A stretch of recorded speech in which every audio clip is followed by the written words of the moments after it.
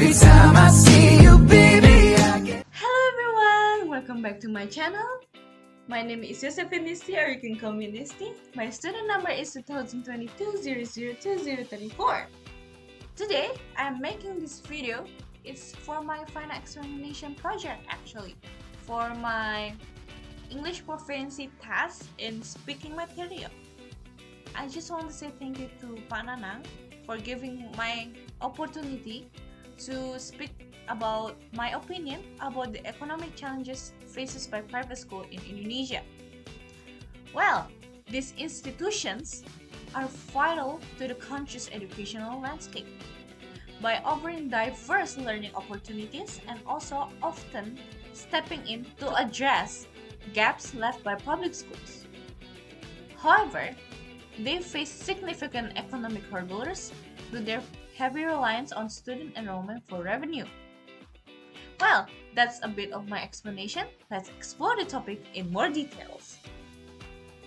So, private school, especially in Indonesia, are an essential part of the educational system by providing a wide range of learning possibilities and also frequently stepping in to fill the gaps left by public schools.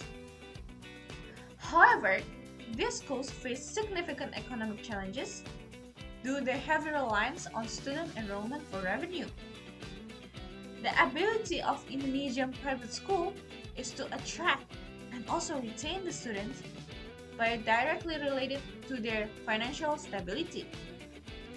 A fall in enrollment can have detrimental effects on both the institution's overall operations and also academic programs. Well, I'm gonna explain the arguments that I summarized from the video, which is the first one is tuition fees and also financial vulnerability. In this primary funding source for private school in Indonesia is tuition fees. Unlike public schools that are government supported, this reliance makes private school particularly vulnerable to changes in student enrollment. When the student numbers drop, revenues decrease immediately. This leads to budget cuts, staff layoffs, and also reductions in programs and also services. And I actually have an example case for this tuition fees. That is, you can imagine a private school that has recently seen a 10% drop in enrollment. This decline immediately impacts its budget by forcing it to cut extracurricular activities, lay off teachers, or even increase the class sizes, which can be further diminish the quality of education. In my opinion about this case is that this reliance on tuition fees creates a fragile financial structure. School needs to drop contingency plans and also explore additional revenue by streams to buffer against sudden drops in the enrollment. Well, what is the solution? Well, the solution is that private schools will look into alternative funding sources such as corporate sponsorships, alumni donations, and also community fundraising events to create a more stable financial base. And then the second one is the impact on reputation and also enrollment. That is, by declining enrollment, it affects not only the school finance, but also its reputation and also ability to attract new students to come. Prospective families may see a drop in enrollment, a sign of instability or declining quality, further exacerbating the problem by additionally fix the costs such as salaries, facility maintenance, and also utilities remain constant, by adding more strain to the budget when revenue falls. The example case is that a well-known private school faced a decline in student numbers and had to let go of several experienced teachers. This led to concern among the parents about the quality of education, by causing even more students to leave and also creating a negative feedback loop. In my opinion about this case is that maintaining a strong reputation is crucial for private schools. Schools should prioritize the transparent communication with parents and the community is to manage perceptions and also build trust. And what is the solution? Well, the solution is that we should invest in marketing and also public relation efforts, as well as highlighting the success stories and also unique programs that can help improve the school image and also attracting new students to come. And the third one is actually broader economic context. Well, broader economic context is that these issues can be compounded by Indonesian broader economic environment actually. By these factors such as demographic shifts, economic downturns, and also increases the competition from other educational institutions can all contribute to declining student numbers.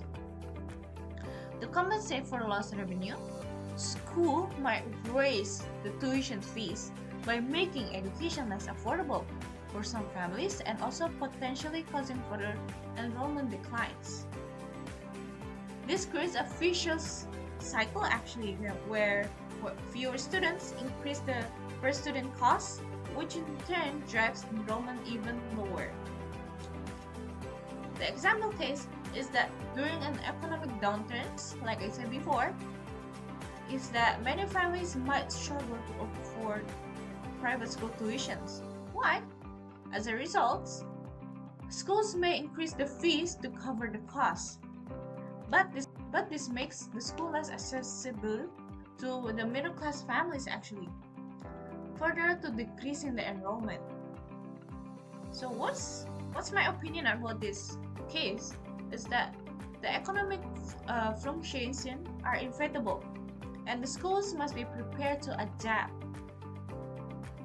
And this might include offering financial aid or flexible payment that plans to support families during rough times. And my solution is that developing scholarship programs and also working with local businesses for support can make private education more accessible and help to stabilize the enrollment numbers. The conclusion is that private schools in Indonesia face significant economic challenges due to their reliance on student enrollment.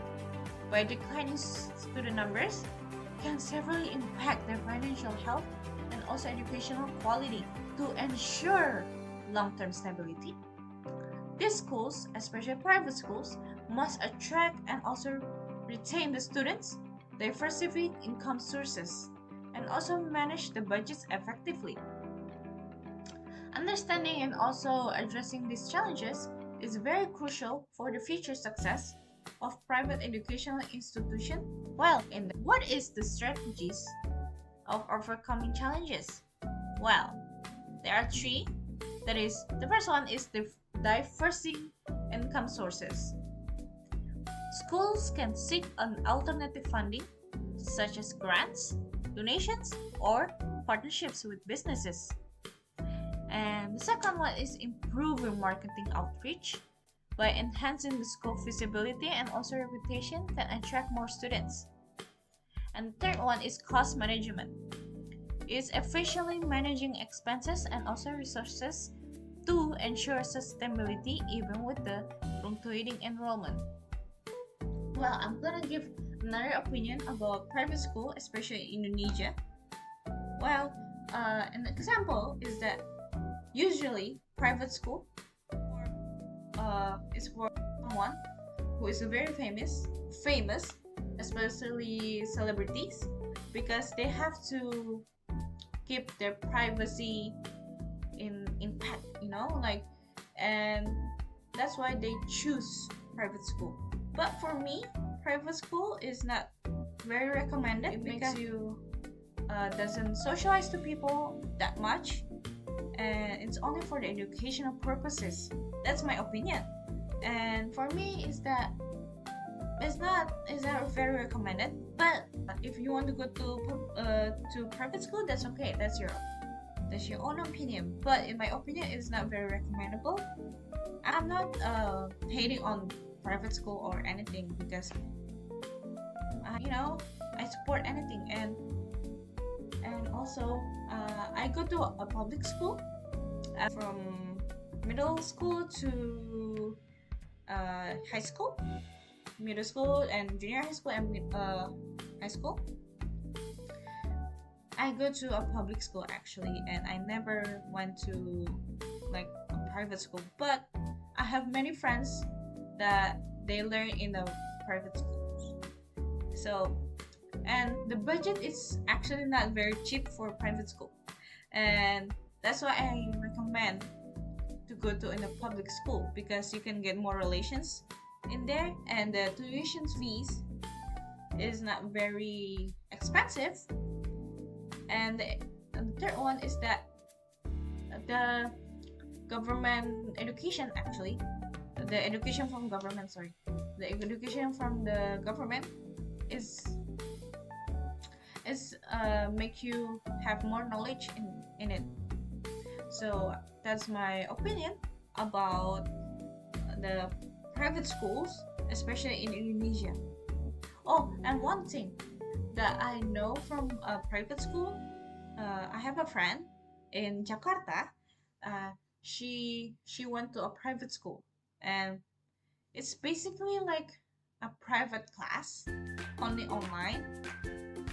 And mostly of private school is that they use English, especially if it is international private school. It is use English and also Mandarin, and the fee is not, it's not cheap. For like the middle class like me, and like maybe you guys, is that very cheap. So I think it's not, what is it like, it's not very recommendable, like I said before.